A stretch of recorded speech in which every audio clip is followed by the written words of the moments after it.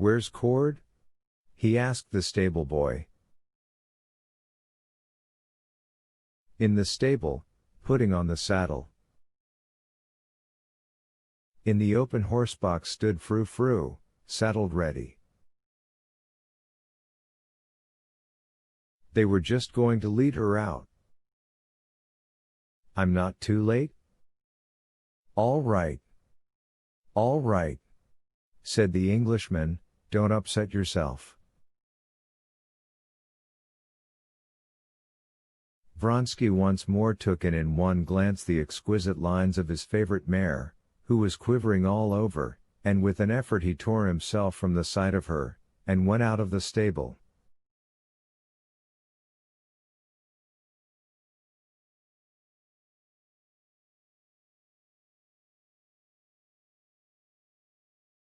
He went towards the pavilions at the most favorable moment for escaping attention. The 1.5 mile race was just finishing, and all eyes were fixed on the horse guard in front and the light hussar behind, urging their horses on with a last effort close to the winning post.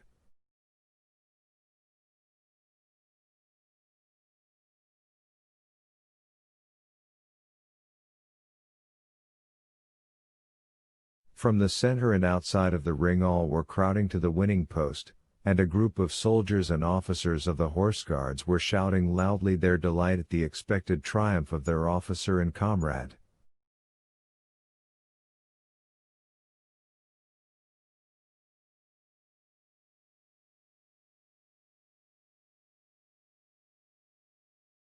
Vronsky moved into the middle of the crowd unnoticed, almost at the very moment when the bell rang at the finish of the race, and the tall, mud-spattered horse guard who came in first, bending over the saddle, let go the reins of his panting gray horse that looked dark with sweat.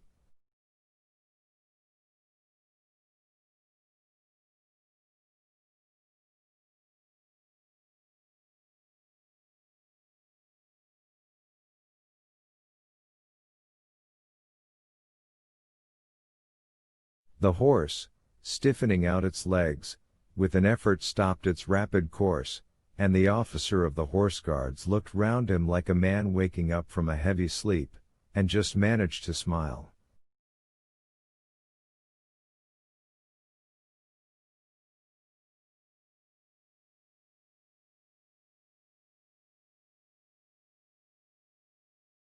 A crowd of friends and outsiders pressed round him. Vronsky intentionally avoided that select crowd of the upper world, which was moving and talking with discreet freedom before the pavilions.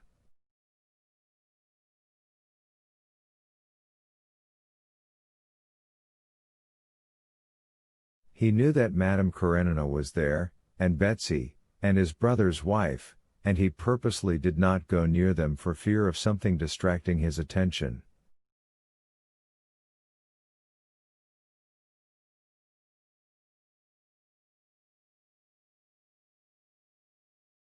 But he was continually met and stopped by acquaintances, who told him about the previous races, and kept asking him why he was so late.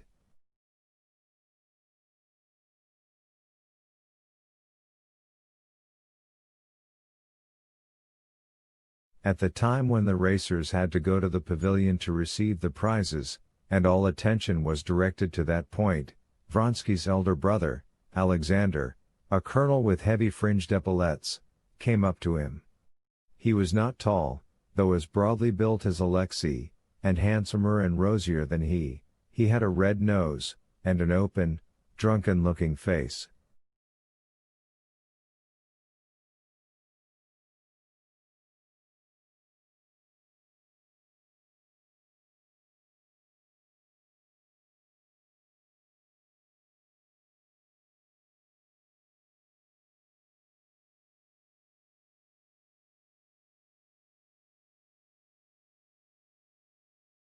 "Did you get my note?"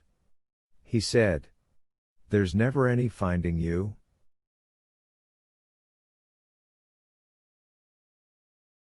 Alexander Vronsky, in spite of the dissolute life, and in especial the drunken habits, for which he was notorious, was quite one of the court circle.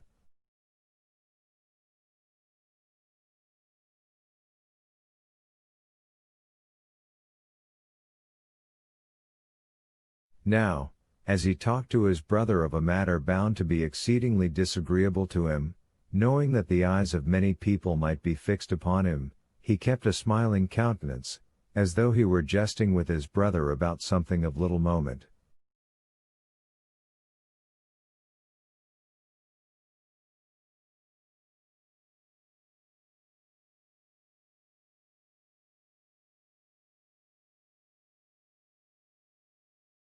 "I got it, and I really can't make out what you are worrying yourself about," said Alexei.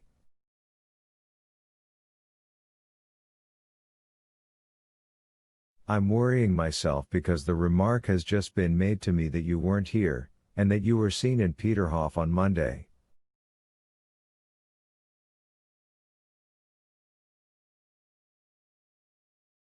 "There are matters which only concern those directly interested in them, and the matter you are so worried about is."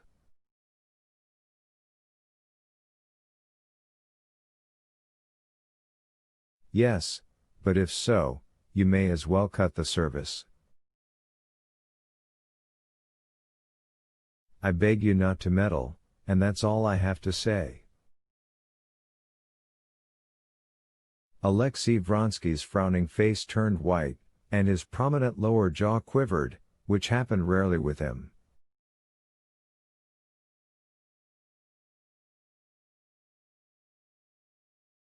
Being a man of very warm heart, he was seldom angry, but when he was angry, and when his chin quivered, then, as Alexander Vronsky knew, he was dangerous.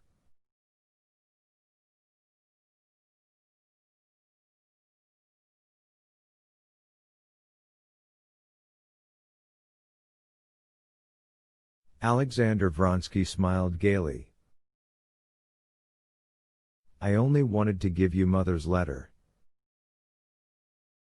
Answer it, and don't worry about anything just before the race."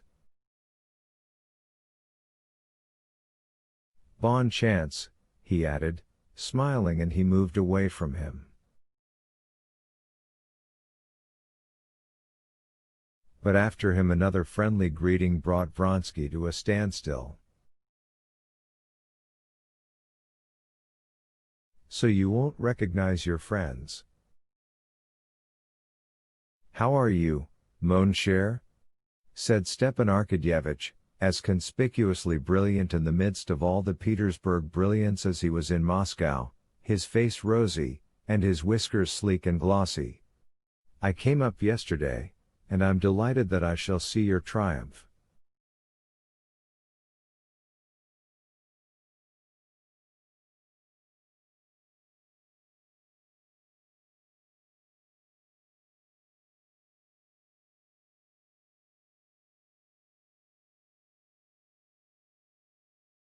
"When shall we meet?"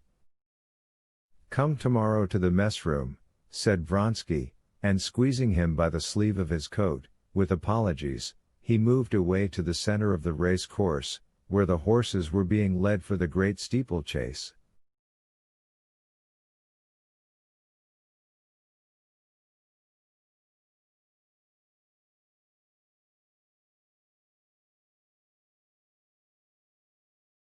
The horses who had run in the last race were being led home, steaming and exhausted, by the stable boys, and one after another the fresh horses for the coming race made their appearance, for the most part English racers, wearing horsecloths, and looking with their drawn-up bellies like strange, huge birds.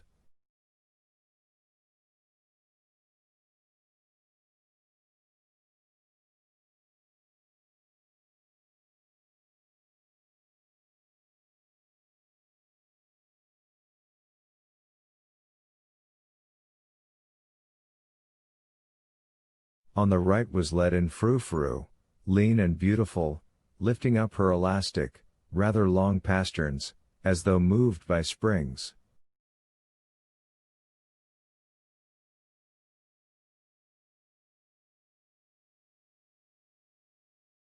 Not far from her they were taking the rug off the lop-eared gladiator. The strong, exquisite, perfectly correct lines of the stallion, with his superb hindquarters and excessively short pasterns almost over his hoofs, attracted Vronsky's attention in spite of himself.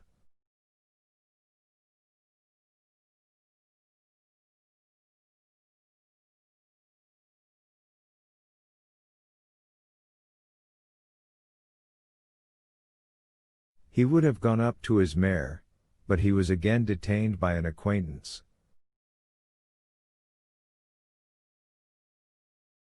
"Oh, there's Karenin," said the acquaintance with whom he was chatting. "He's looking for his wife, and she's in the middle of the pavilion."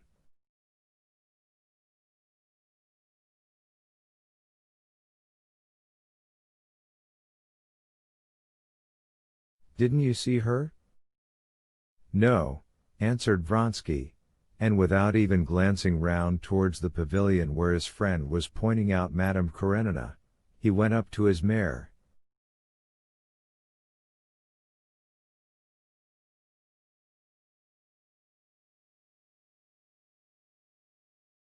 Vronsky had not had time to look at the saddle, about which he had to give some direction, when the competitors were summoned to the pavilion to receive their numbers and places in the row at starting.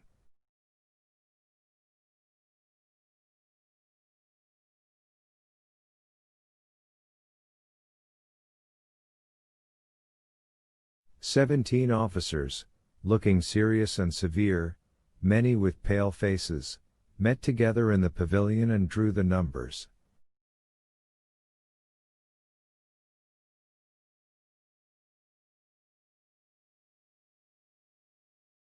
Vronsky drew the number 7.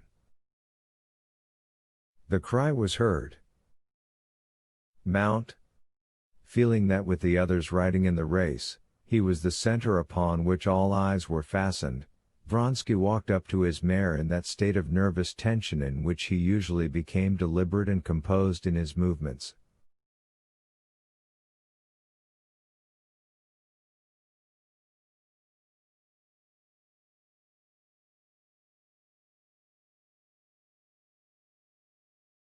Cord, in honor of the races, had put on his best clothes, a black coat buttoned up, a stiffly starched collar, which propped up his cheeks, a round black hat, and top boots.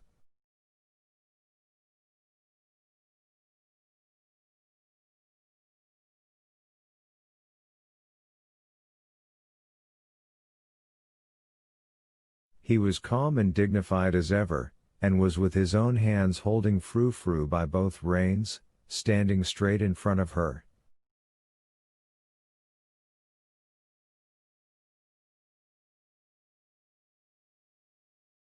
Frou-Frou was still trembling as though in a fever. Her eye, full of fire, glanced sideways at Vronsky. Vronsky slipped his finger under the saddle girth. The mare glanced aslant at him, drew up her lip, and twitched her ear.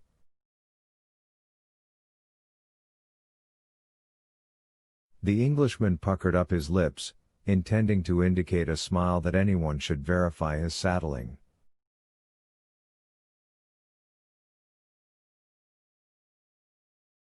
"Get up, you won't feel so excited." Vronsky looked round for the last time at his rivals.